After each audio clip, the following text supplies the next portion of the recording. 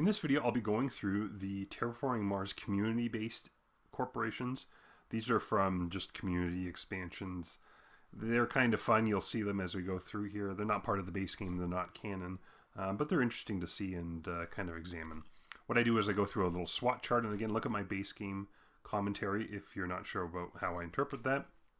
Then I go through the overall strategy for the corporation, how I feel fun cards and fun combos go with it, and then at the very end I kind of give it an overall ranking. If you think I got anything wrong or if you have any questions about these, let me know. I'd love to hear your opinion. Alright, first up we have Agricola Inc.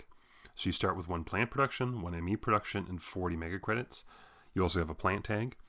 Its effect is at the end of the game, score -2, 0, 1, or 2 victory points per tag type for 0, 1 to 2, 3 to 4, or 5+ tags.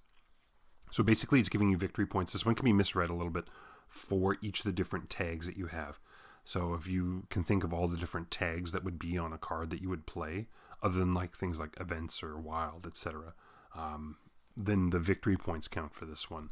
It's not just, and I've seen people kind of misread this one, it's not just the -2, 0, 1, 2 for the one tag type or this card, or like you're not just going to get 2, you can get, up to 20. What's helpful internally for this corporation is it has its own VP engine. Again, you can get a lot of victory points off this one if you just focus purely on tags. What's harmful internally, though, is that it's all based on the cards you get. Again, you're trying to get as many tags out as you can and as many cards out into play as you can as well. What's helpful externally is you have a lot of versatility. Again, you're kind of trying to, on purpose, go as versatile as possible, trying to go like as wide as possible, which is kind of interesting. And what's harmful externally is that you can get hate drafted, and it's not extremely strong in terms of its ability. Getting the victory points at the end of the game is nice, and I've seen this one win, but I've also seen other people eclipse it simply because the game doesn't end quick enough, because this corporation wants to go long, but it doesn't out-engine maybe some of the other ones that can get even more victory points off of going long. Strategy for this corporation, again, is going all cards, no board, trying your best to get everything you can cards-wise. Fun combos are things with lots of tags. Again, advanced ecosystems is great. There's some asteroid cards that give you, 3 different tags on one card. But playing all as many tags as you can. Trying to get as many rare tags as you can as well. So things like, animals or city tags. Those ones are kind of harder to get. Player count, I find this one's a little bit neutral. I think this one's a B. This is a very fun one because it's very different to play with. If you've never played this corporation, it's really a unique one in that you're trying as hard as you can not to play on the board and trying to play everything in your tableau, which is kind of cool. All right, next up we have Curiosity 2. So you start with 40 ME and 2 steel production. Its effect is when you place a tile on an area that has a resource placement bonus or on top of another tile, you may pay 2 ME to draw a card. And it's also a science and a building tag. What's helpful internally for this corporation is the production. Again, the 2 steel production is nice to start with. What's harmful internally is that your effect is kind of weak. Paying 2 to draw a card when you're playing something on the board is not, again, amazing. Yes, it gives you another card, which I think is good, and really you're only paying the $1 for the card if you don't want it, because you can just sell the card back. What's helpful externally, though, is that you can get some really good placement bonus plus cards, especially in the Ares expansion. If you've never played that before, there's some community-based, and again, that's what all these corporations are, based cards that do a lot of these placement bonus type things. What's harmful externally is that hate drafting can happen to you, and you may not get many cards off of your effect, simply because you may not be playing as much on the board. My strategy for this corporation is all placement cards, so gum up the board, try and get as much, again, special tiles as you can. There's some really good placement bonus plus cards from areas that you might want to kind of combo with. Natural Preserve and things like that. This isn't an Ares one, but this is, again, still a good card for this corporation. Player count, I find less is more. You kind of want to gum up as much as you can and get as many resources from the board, like through placement bonuses, as you can, so you can use your effect. My overall ranking for this one's a D. I think the start's just too slow. The cards are nice. This might be a little bit better than what I'm giving it, but I just personally don't enjoy much playing this corporation. All right, next up we have Incite. So you start with 32 mega credits. As your first action, place 2 delegates in one party. Its effect is you have +1 influence, And when you send a delegate using the lobbying action, you may pay 2 ME less for it. And it's a science tag. What's helpful internally for this corporation, it has an interesting effect. Paying the 2 ME less is very good. Getting the 2 to start is kind of cool. What's harmful internally, though, is it's turmoil limited. So again, the $32 is very slow, and you're going to get limited victory points, even though you're getting the +1 influence and the -$2 for playing the delegates. You can really win the turmoil game with this one. I think it can do very, very well with that. But the problem is it's not going to do very much else. So what's helpful internally, externally I should say, is you can own that aspect of the game. And what's harmful externally is just people will just let you have it because they know that you're going to be so much better at it than everyone else will be. So the strategy is, again, turmoil it up. Everybody else just kind of gives it to you, I think, with this corporation, which is fine, but it also is a weakness because just owning the turmoil game does not give you a ton. Fun combos for this one are, again, fun cards that do stuff with turmoil, like public celebrations. That's a great card to play with, but again, there's lots of different ones that you could use for this. Player count, I find that less is more for this, so you can own the turmoil game that much easier, and you can kind of hopefully go long using your low resource count at the beginning to kind of maybe build up as you go along. My overall ranking for this one's an F. I really think that turmoil and then owning the turmoil game is not that great, and I think the start to this one is just so slow, and you're also not getting a ton of victory points with it. All right, next up we have Midas. So Midas, you start with 120 mega credits. Lower your TR 7 steps. And there's no tags. What's helpful internally for this corporation is, again, the amount of money that you start off with is fantastic. What's harmful, though, is you're playing catch-up. So think of it also this way. So you're 7 victory points behind, but you're also 7 mega credit production behind everyone else at the beginning of the game. What's helpful externally is you can, again, go for milestones. I've seen people get 2 or 3 milestones every game that this one's played simply because they can focus on that right off the start.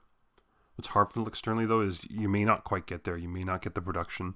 You usually spend your whole first turn, again, trying to catch up with that -7, or even just trying to catch up on mega credit production, trying to catch up on whatever production you can, or trying to catch those milestones. So my strategy for this is, again, catch up right away. Try to get as many milestones as you can along with that, and I think you can be very effective with that. Fun combos for this one are expensive cards that maybe you want to play early, like Molehole Lake, and using that over and over and over again throughout the game to add animals to cards. You could use that if you'd like. Player count, I find for this one's usually a little bit neutral. My overall ranking for this one's a B. I think if you can get the right milestones and get like all 3 of them, this one can be better. But again, I think that's board dependent, and it's also, player group dependent as well. But this one's kind of a cool corporation to try if you've never played it before. All right, the next corporation is Playwrights. So Playwrights, you start with 38 ME and 1 energy production. Its action is replay a played event from any player by paying its cost only in ME. Discounts and rebates apply, then remove it from play. And it's an energy tag. What's helpful internally for this corporation is it has a really cool action. Getting to replay stuff using, again, discounts and ME is very, very good. What's harmful internally, though, is you can have a bit of a slow start. $38 and only 1 energy production is not great. Helpful externally is that you can get some discounts and rebates to use your action to the greatest of its effectiveness, and there's a whole bunch of different ways you can do that through Earth cards, or you can do that through Science cards, whatever you think those events are going to be that you're going to be using. What's harmful externally is that if you don't get any ME production, you don't get any dollars, you don't get any good events played either, then you can be in a really kind of tough spot. And people might not play the best events. But I find typically when people play this corporation, people still play the great events because they're still great.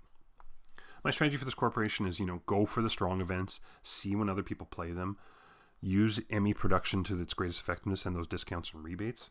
Some fun combos are, interesting events like Hydrogen to Venus. If you get a lot of Jovian tags, this one can be really cool to use. There's tons of different events that you can use. It just kind of is based on the game that you're playing. Player count, I find more is better for this one. My overall ranking for this one's a C. I think this one's kind of, again, a cool corporation to try. I'm not super solidified in that C. This one could be better based on the events that are played, or it could be worse based on, again, the events not being played. All right, next up we have Project Workshop. So you start with 39 MC, 1 steel and 1 titanium. as your first action, draw a blue card. So your action, and this is a little bit of a tricky one, flip and discard a played blue card to convert any victory points on it into Terraform rating and draw 2 cards. Or spend 3 ME to draw a blue card. And it's an earth tag. So I find what's helpful internally for this corporation is your action is really cool. You definitely want to do the first one way more than you want to do the second one. Being able to flip and discard a played blue card to convert any victory point into TR and draw 2 cards is very, very, very good.